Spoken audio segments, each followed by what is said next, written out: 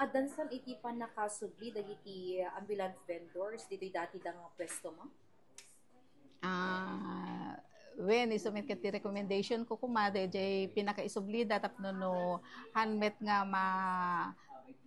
maisturbo dagiti business establishment yan tay pagyanandan ta talaga isut problema dagito ita talaga maseraan kan dagiti daldalan da ngamin iso nga mabalin ko man talaga nga maipanda kaday di dati ngayon tay side mismo ti Capitol.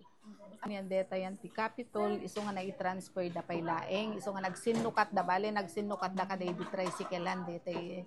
pila ti tricyclean